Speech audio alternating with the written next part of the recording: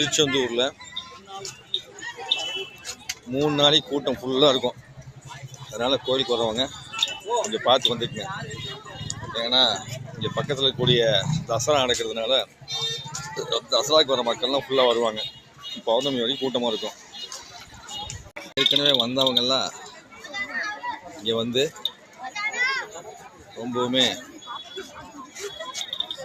ரூம்லாம் கிடைக்காம இது வெளியே தான் தங்கியிருக்கிறாங்க. பார்த்துக்குங்க.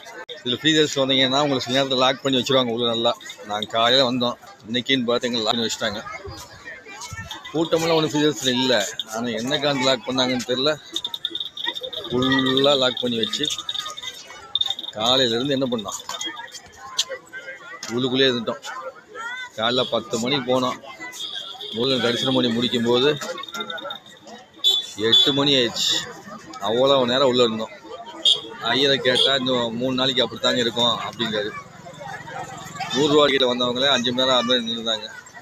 அப்படி நின்று தான் இது பண்ணாங்க. அதனால திருச்செந்தூர் ஆண்டவர் தரிசிக்க வர்றவங்க கொஞ்சம் ரொம்பவும் பொறுமை காக்கணும்.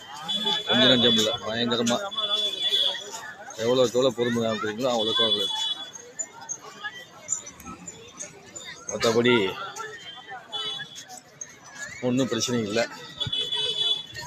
ஸோ இன்றைக்கி வந்து வழிபட்டு போகிறதுனால நமக்கு நன்மை அப்படிங்கும்போது இன்றைக்கி ஆண்டி கோலத்தை பார்த்தோம். ஆண்டி கோலங்கிறது உங்களுக்கு நம்முடைய தீவினைகள் எல்லாத்தையும் கரைஞ்செடுத்து நம்ம நிம்மதியாக வாழ வைக்கக்கூடிய அற்புதமான கோலம். ஸோ அந்த தரிசனம் கிடச்சிது, ரொம்ப மகிழ்ச்சி. ஸோ யாருக்கெல்லாம் திருச்செந்தூருக்கு வந்து தரிசனம் பண்ண ஆசைப்படுறீங்களோ அவங்களாம் வாங்க.